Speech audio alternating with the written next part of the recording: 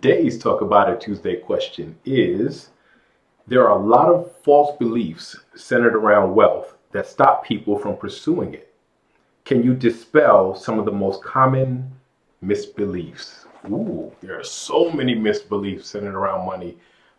Your core beliefs are the primary drivers of the actions that you take towards obtaining money, what you do with money, everything you believe about money. And those core beliefs are generally developed at a very early age and shape the direction of your life. And once you grasp onto certain core beliefs, it is difficult for anyone to shake those core beliefs because you've invested so much time, energy, and effort into it, and no one wants to be proven wrong. So, if those core beliefs are sunk in against money or against the development of wealth, then you will never have it. It will not happen by accident. It will only happen by your actions, and your actions, again, are driven by your beliefs. So there are so many misconceptions or misbeliefs centered around money, but I'll just choose three that I hear the most. The first one is that money doesn't buy you happiness. That is a load of crap. And it's so weird because a lot of people who tried to hang on to it will cite, there was a 2010 study done at Princeton, and it said that money would only basically buy happiness up to a certain amount. It was like 70K or something like that. And then afterwards, you wouldn't have happiness from money. We know for a fact, anybody who's never had money or who has lost a lot of money or who is impoverished knows how horrible it feels not to have money, not to have the things that you desire, not to be able to give your kids the things that they want, not to be able to eat healthy food or live in a safe neighborhood. So we know for a fact that not having money is also the number one cause of divorce, right? Money problems. So we know all the stressors that not having money can cause.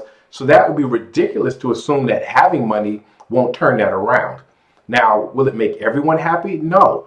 But in 2021, at the Wharton School of Business, they did a much more extensive study over a 7-year period, and they studied tens of thousands of people from minimum wage to $500,000 a year earners, and they discovered money absolutely brings you happiness, and it is proportional. So if you were making $20,000 a year and you got a 10% raise, there was a level of joy and happiness that brought. If you were a $200,000 a year earner and you got a 10% increase in income, it brought you incrementally the exact same amount of joy.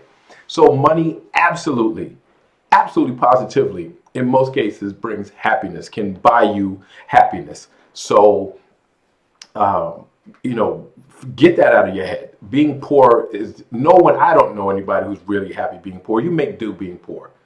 But you can get a lot of joy from making money and making more money. So let's just dispel that one. A second one, money changes people. So let me just put this out first. It doesn't change your temperament, right? If you were a jerk when you were poor, you'll probably be a jerk when you have money. If you were a pleasant person and you were a joy to be around when you were poor, you will probably be a pleasant and joyful person when you have money. If you were stingy and selfish when you were poor, you'll probably be the same when you're rich. And the opposite occurs too. If you were very generous and kind when you didn't have money, then you will probably remain generous and kind. So in that way, it doesn't change you.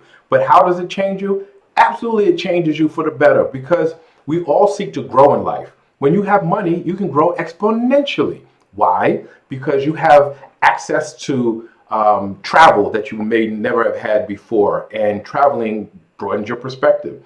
You have the time and the freedom to explore different hobbies and experiences that you didn't have time necessarily to do before because you probably were working, which broadens your perspective and your horizons and your knowledge base. You have access to people, places, and opportunities that you would have never had before. So of course, all those things will change you. They will change your worldview. They will change your perspective. They will change your knowledge base. They will change your skill level. They will change everything about you. And your growth will be exponential, and it will be dramatic to people who you had been around before, and you'll probably outgrow them really fast. So when people say money changes you, doesn't mean it changes you for the worse, which is the insinuation that, oh, money's going to make you a bad person. No, it can make you grow and far outpace other people.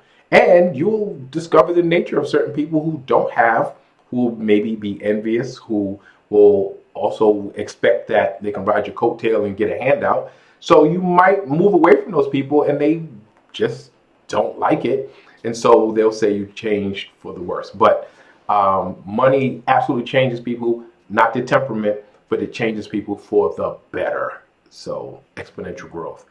And I'll just do one more. Let me think of another one. Let's see. Oh, here's another big one that I think people really mess up. In order to be rich, you have to exploit people. You do not have to exploit anyone to get rich. As a matter of fact, you will probably not get rich or remain rich for very long if you exploit people. When you're exploiting people, people see that and they don't want to do business with you. They don't want to invest with you. They don't want to partner with you. And not to say that there aren't people who do it, because we know of some very famous people who have exploited a lot of people and they've made it and they've got a lot of money. But in most cases, to get rich, you have to provide value for people. So if you're an investor, you provide value because you provide funding for, whether it's stocks, you're providing funding for a company to grow. If it's bonds, it's the same thing. You're lending a municipality or a company money to grow. So as a real estate investor, you're providing housing for someone to live in. If you're flipping houses, you're providing an end-use house for somebody who wants to have a house. So you have to provide value for people to give you that money. Oh, right. So, or to give you a return on your investment. If you're a business owner, you have to provide value. Number one, you have to provide value for your customers because they'll stop buying from you. Two, you have to provide value for your employees or they'll stop working for you or stop being productive, right? They'll just be horrible employees and they'll sabotage your business every opportunity they get. You have to provide value for your suppliers, right? It has to be worth their while to give you the supplies and give you, the stuff that you need to stay in business. You have to provide value for your investors who will finance your business. They have to get a return on investment. So the richest people, the people who make it the fastest and stay wealthy the longest, are people who provide value, not people who exploit people. So those are three big myths. If those are beliefs that you hold, let them go now, because that's blocking your ability to get where deep down you really want to be. So if you want to be wealthy, but you have those issues, you will not get wealthy, and you can let those go because they're just not true. So I love that question. I'd love to hear your comments. Keep the questions coming. Please like, share, and subscribe, and I'll see you next Tuesday.